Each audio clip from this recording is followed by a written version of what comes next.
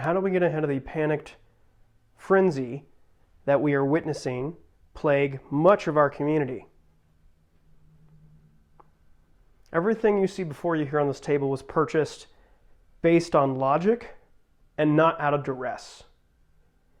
I would caution you before you spend your life savings or max out credit cards to simply stack ammunition you're never going to use.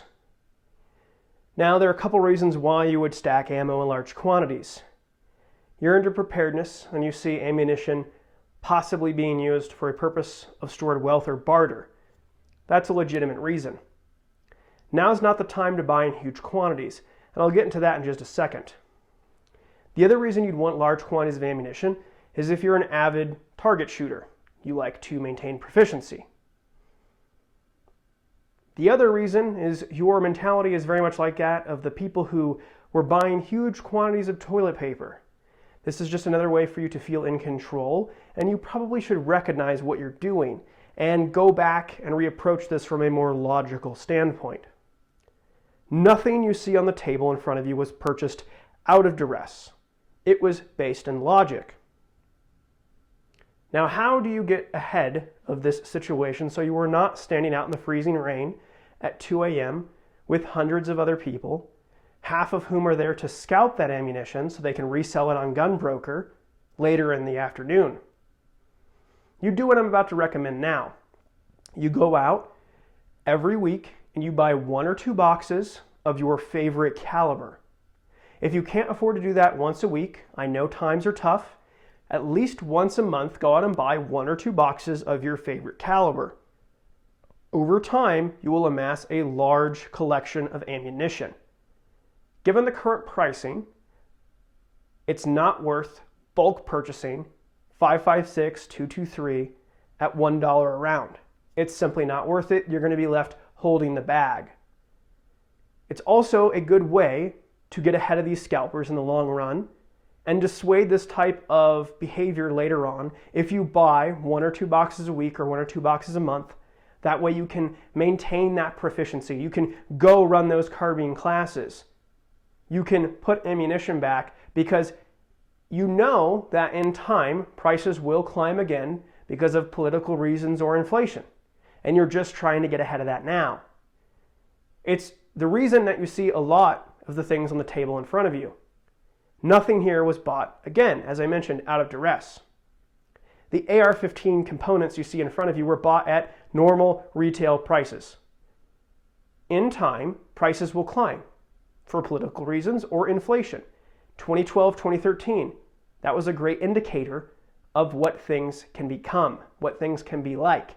You were unable to find any of these small parts during that time frame, and they are readily available right now, as are magazines at normal retail prices. I would encourage you to logically buy these things in the quantities you deem necessary to keep your firearms operational. There's no reason to go out and bulk buy 500 magazines or bulk buy 900 firing pins for an AR. Just enough to keep your firearm serviced and running during situations like these. Additionally, instead of buying 1,000 rounds at a time, consider spending the price of 1 box of ammunition, depending on the caliber, and becoming a member of the Second Amendment Foundation, Firearms Policy Coalition, or Gun Owners of America. There are only several million of us doing the heavy lifting, the financial heavy lifting, for the entire 2A community in the courts and making sure that we fund the correct people and get the right people into office to preserve our rights. Fundamentally, that will be the biggest thing we can accomplish over this year, is increasing membership in these organizations. We just gained 8 million new firearm owners over the last year. There is no reason why Gunners of America doesn't have 50 million members right now, other than the fact people are being selfish and lazy. So when you're done with this video, I encourage you to please join one of those organizations and become a life member in one of the 3 as well, at minimum. These are the groups doing the hard work for us. And it's why we need to support them. Otherwise, we won't be in a position to buy the things like you see on this table. Now, ammunition, again, sky high. I get it. It could become a store of value or wealth in the long run, for sure. And should you need to sell some of it off due to financial hardship, having extra on hand could behoove you. That's why I buy those 1 or 2 boxes a week every week. In addition to the other reasons. Like I said, I want to be able to run carbine classes. I want to be able to adequately defend myself should I need to. So I keep plenty of ammunition on store. Additionally, I recently bought a .357 Magnum revolver. I didn't have ammo for it, so I bought 1 bag of remanufactured ammunition. Over time, if the stuff is stored correctly, it's good indefinitely, and the prices will climb back up again, purely based on inflation. If you've been following the situation in this country and how much money we've been printing, you'll get what I'm getting at here as far as the inflation factor. So make sure you're making logical purchases.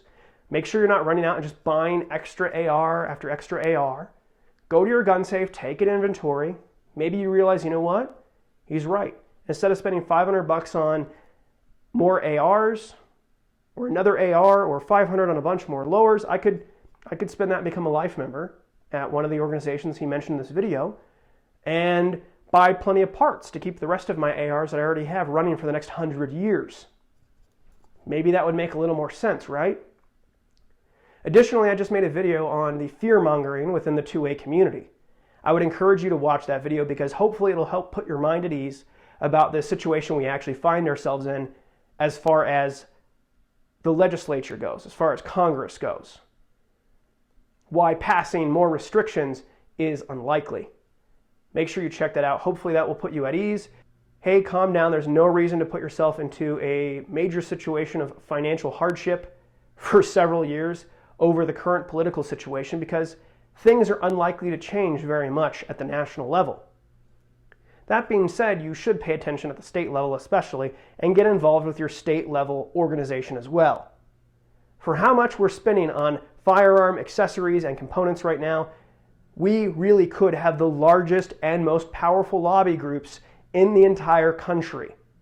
There's no excuse for it at this point in the game. We've been through this rodeo several times over the past 15 years, and we need to come together as a community to advance freedom and liberty. Thanks for watching. Make some good purchasing decisions. Leave some comments below if you have any tips or strategies.